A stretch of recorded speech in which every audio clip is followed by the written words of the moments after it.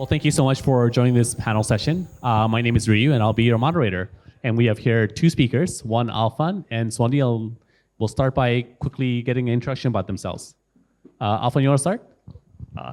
Thank you, Ryu. So I'm Alfan. So I started RevScaler last year with my co-founder, Damawan, who is here. And because we see a lot of opportunity in the SaaS in the regions, and that's something that actually we see we can tackle. We can do a lot of growth based on my co-founder experience as well as my past experience. So I was building one of the early unicorn in the region. I was in Traveloka for 9 years and see a lot of different ways how we can grow and business, grow the organizations. And coupled with my co-founders, Damawan experience in Salesforce, IBM, Twilio, we see that this is an opportunity that we can tackle and help the companies in the region to improve their operations, their productivity as well. So that's how we actually motivate us to start RevScaler. Great. Suwandi? Yeah. Good afternoon, everyone. My name is Suwandi. I'm the co-founder and CEO of Mekari. So we provide cloud solutions, mainly HR, accounting, CRM, and recently we also launched digital signatures and expense management to help mostly SMBs in Indonesia to digitalize their operations, and hopefully they can improve the effectiveness and also the productivity of their teams. Recently, we also launched what we call as contextual financial services that complement our software solution so that the users can grow even better. Great. Well, let's talk about it. So I think today's panel session, we're going to talk about the SaaS market in Indonesia. The SaaS market in Indonesia doesn't get a lot of love, you know? It really doesn't. And just full disclosure, I was an angel investor in Suwandi's company, Sleeker, from 2016. And a lot of people thought I was dumb because a lot of people thought that the SaaS market didn't have much potential. So the first part of this presentation, we're going to talk about the potential for SaaS in Indonesia. Let's just focus on Indonesia, right? Because that's a market that we are all in today, and this is actually a very important market for East Ventures. And let's see, how big is it, right? The global SaaS market, according to Statista, is $200 billion. This is for 2023. Indonesia is apparently, oh, it's been updated again, yeah. Huh. Okay, so basically, sorry, it says $700 million, but that's just an adjusted number that we adjusted. Initially, basically, BCG, Boston Consulting Group, thinks that the size of the SaaS market in Indonesia is roughly at $400 million, growing to roughly about $1.3 billion over the next couple of years to 2030. I told Suwandi and basically Alfan, we should quit, right? If that's the size of the market, if that's the potential of the market, we should quit. So let's start with that, Alfan. Well, you know, what do you feel? Like the BCG number was at 400 million, right now it says 700 million. What do you think is the current size of the SaaS market in Indonesia? Yeah, definitely I feel that number is too small from what we are seeing in the market. Like before starting this, we do some research and we see is that even we know of a company, a single company that does a few hundred million a year in the region, half of that from Indonesia. So to say that the total market is like 700 million, that doesn't fit with what we are seeing in the industry in the region. What about you, Suwandi?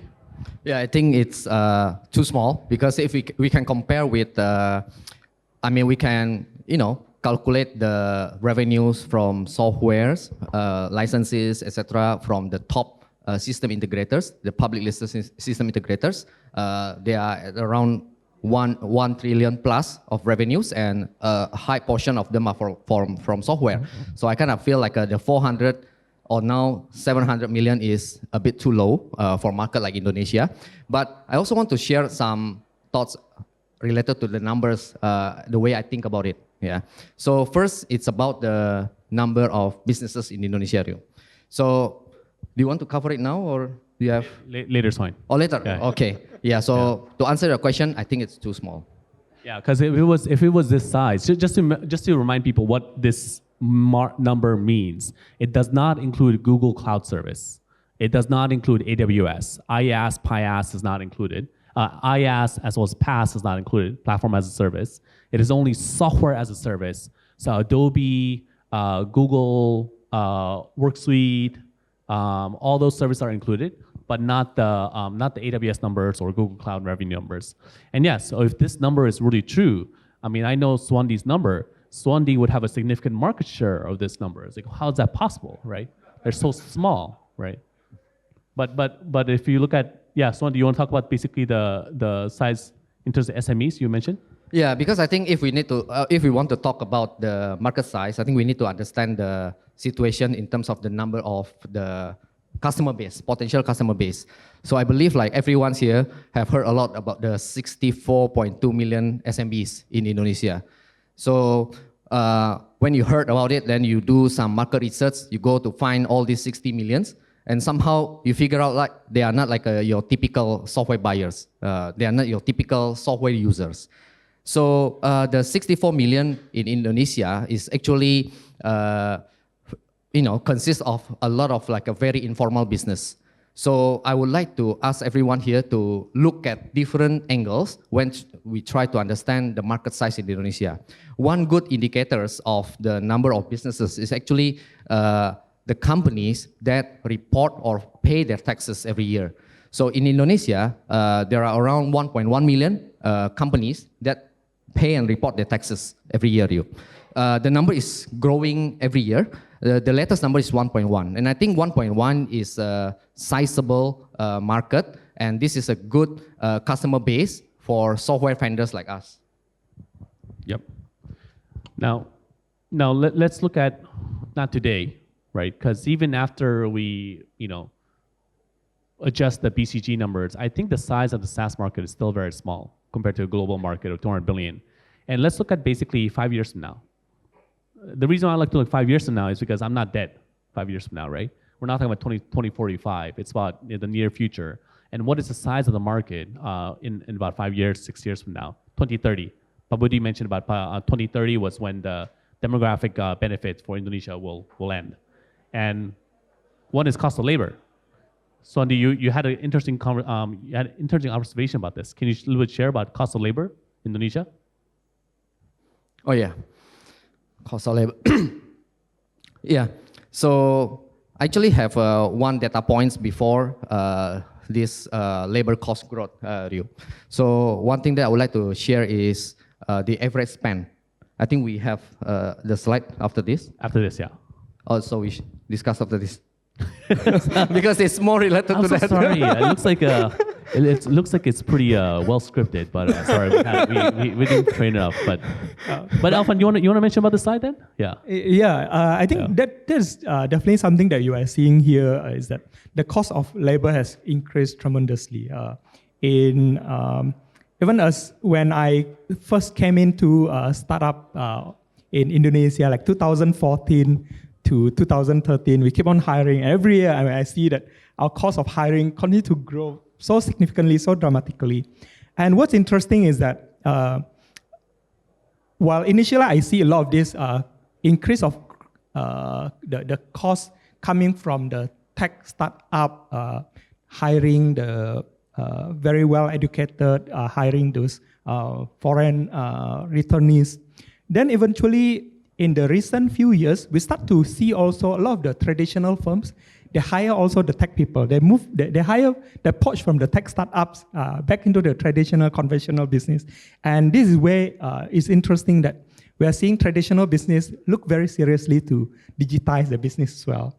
And what we see what happened is that during this past few years, the cost has grown significantly, while also the expectations, the demand for having a more efficient, more productive systems is there. And then everyone is moving towards that direction today. Isn't this crazy that Indonesian labor cost growth is like double of that of Vietnam, right? And that makes a lot of sense because when I speak with my father, who's a typical Chinese Indonesian businessman, right? I think several years ago when I was talking about when I was running MidTrans, an online payments company, he looked at my engineering costs and he made fun of me. He's like, "Oh, it's so expensive, right?" Now, basically, he's more willing to actually hire engineers, hire basically these kind of digital native employees because the cost of labor has actually gone up. So as you could see from this chart, as the cost of labor goes up, and this trend will continue, right?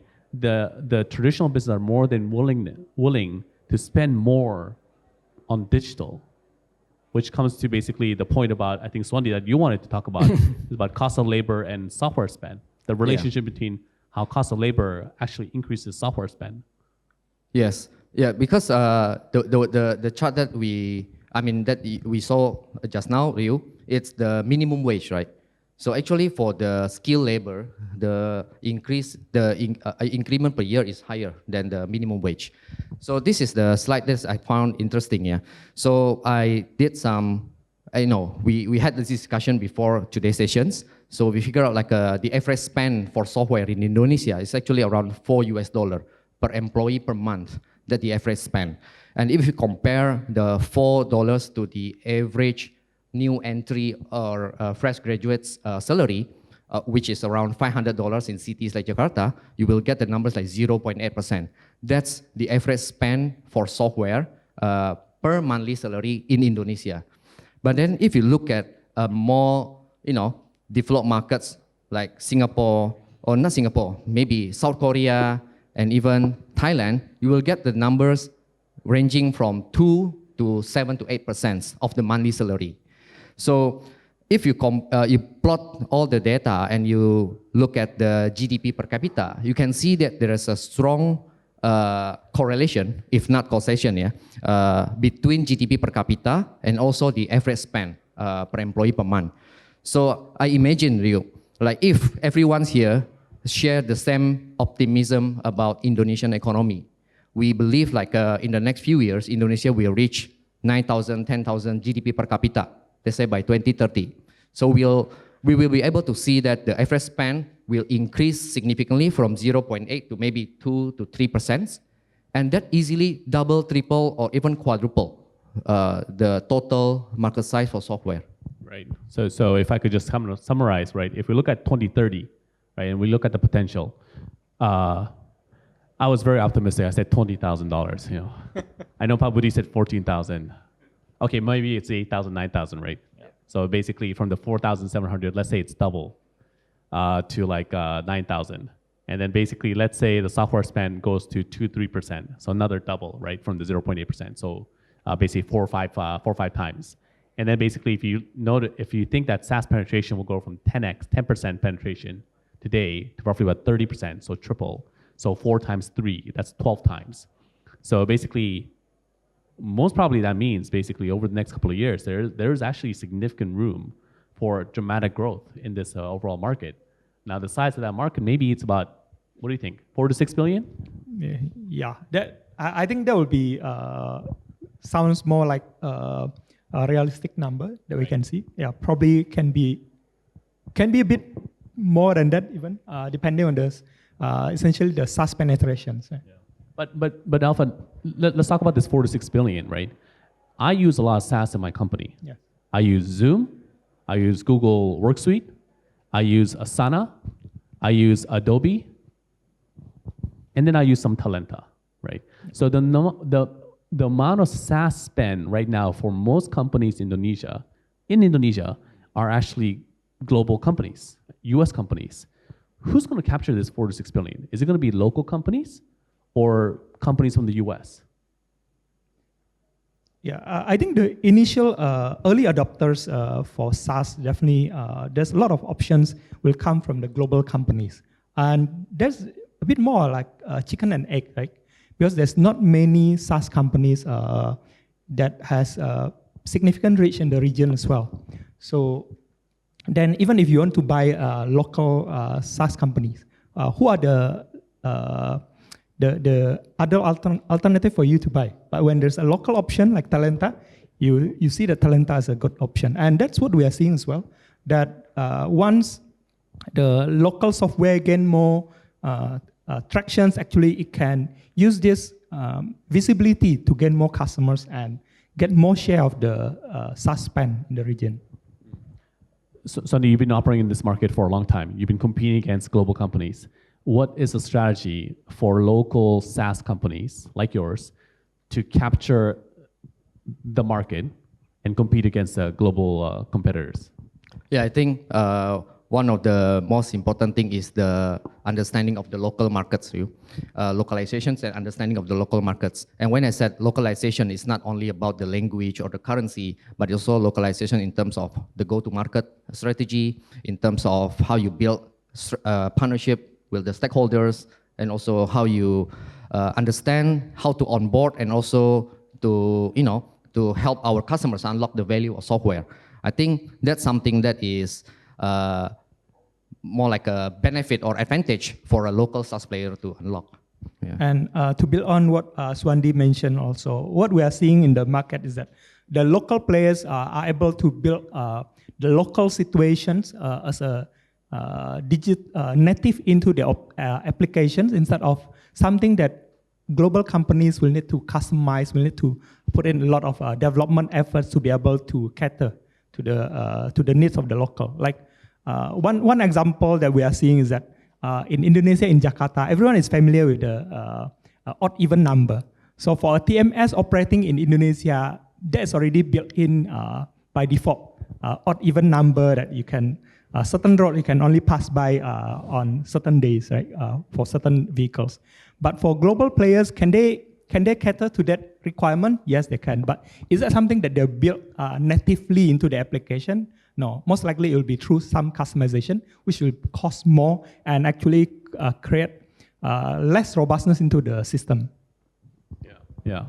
And I want to go to the next phase. And now we're going to talk about, given that we now know that it's 4 to 6 billion, there's still an opportunity for local companies to actually capture, a sizable portion of this market.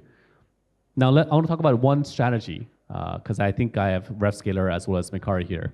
And I want to talk about inorganic growth, right? Because these are companies, two companies, Mekari as well as RevScaler, that have aggressively pursued inorganic growth, acquisition, as a way to grow their companies.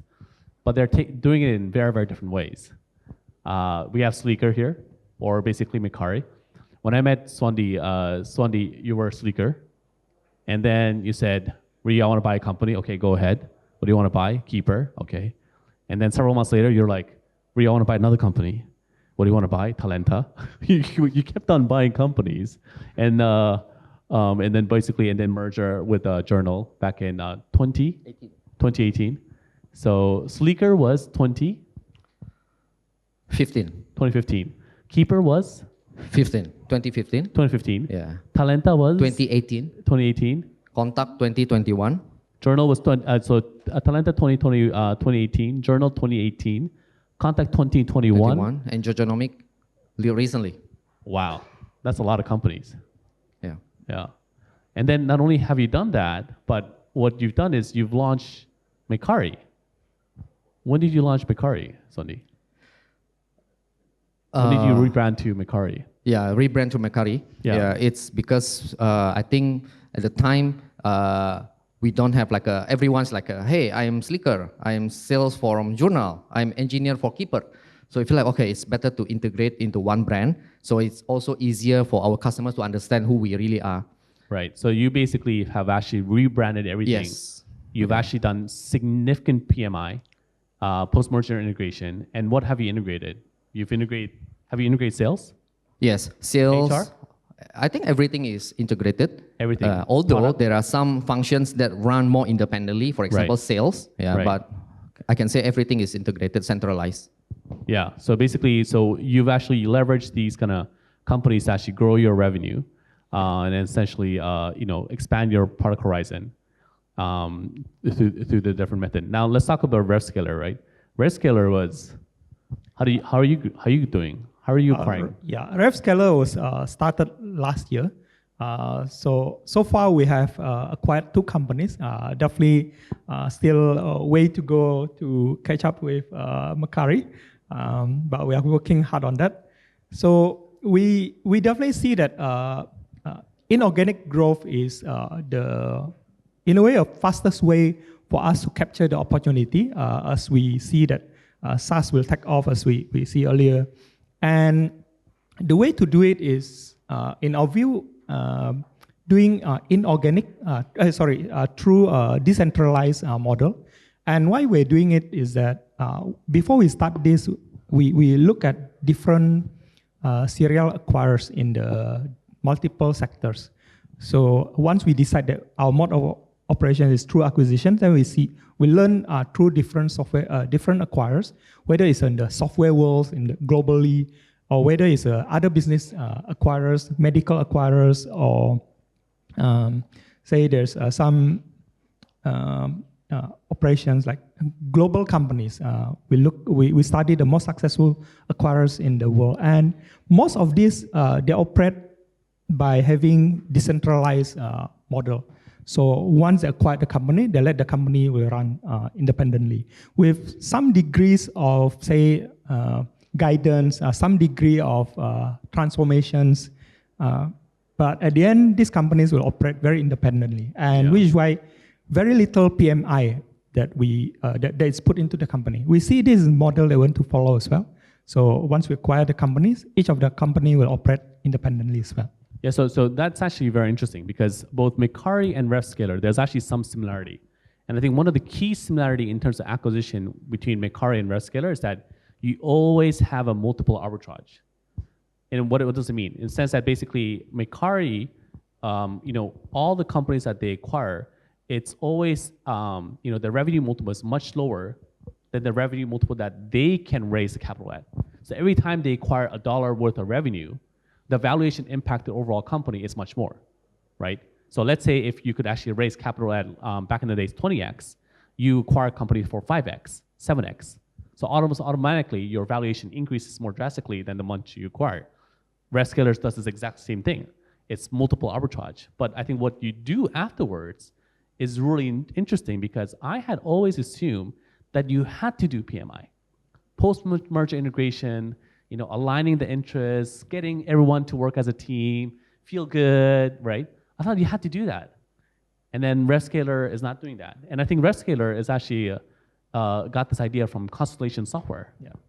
Now, I did some research on Constellation Software. Anyone know what a Constellation Software is? Does everyone know? Yeah? So just for the people who don't know about Constellation Software, because I'm very ashamed. I didn't know about them until very recently. They're a $67 billion company listed in the Canadian Stock Exchange, revenues of $8.4 billion.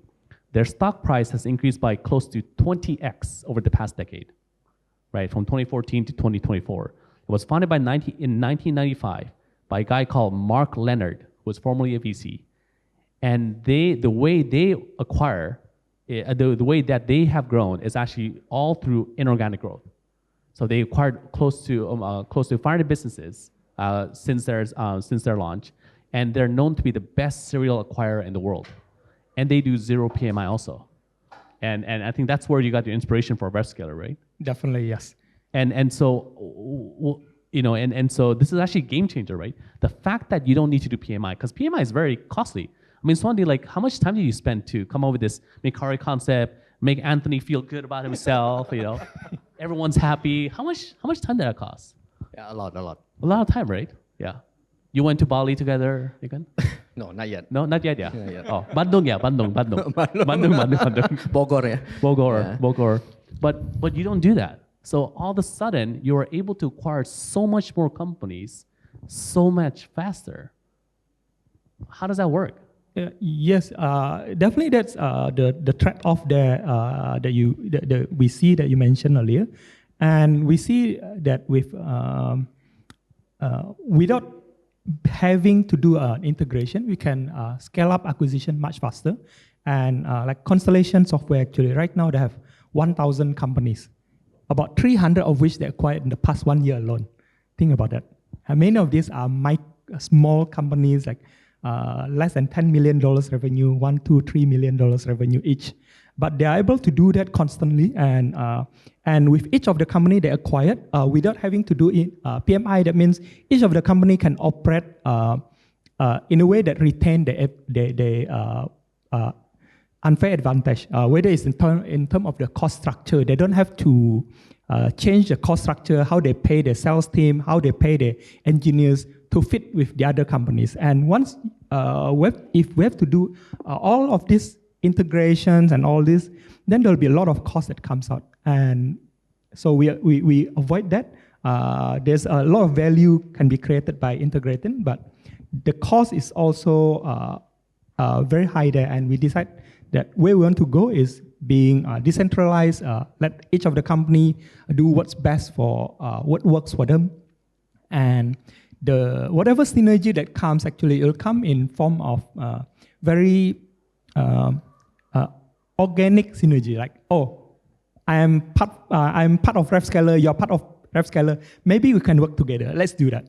If not, then that's fine. I'll do mine. I'll do me. You do yours. So and we see this is how we can create value without having the cost of the integration. So I think this is actually going to be something that I think all of us, should pay attention to, right? Two different inorganic strategies. I think capturing, the software market is going to be inorganic growth is going to be very, very important, but two different, very distinct strategies on how to capture that. So that's the end of the session. Like, any questions from the panel? I think we don't have much time left, but yeah. No? Yep. Can you say your name and then basically? Yeah. Hello. Yeah, I'm Fajar. How do you build value from sort of like acquiring and then not doing a PMI? So doesn't it like 1 + 1 = 2? So how do you actually add suddenly much value? Where the value come from? Alfan. Yeah, there are two ways. There's one that actually will be there'll be some that will be more obvious, and there'll be some that actually will just happen. We'll just let it to happen more naturally or organically. So those that will how we can immediately create value is looking at actually how they do accounting. A lot of the companies that they are our target companies are the SME. They don't really have a proper accounting. They do a cash basis accounting. They don't like put everything in the right columns, right rows, and everything. So by professionalizing that makes the books a lot more readable. That makes it a lot more trustworthy. That's one. The second thing is that we share customer database across our portfolio companies. So everyone can get introduction to, oh, I need to target this customer. Can you make introduction for me?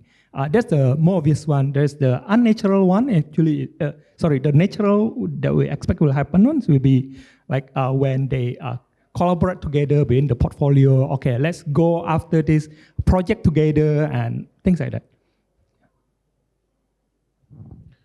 Well, good. I think we're out of time. Thank you so much. Yep, time's up. Yep. Thank you. Thank you. Thank you so much.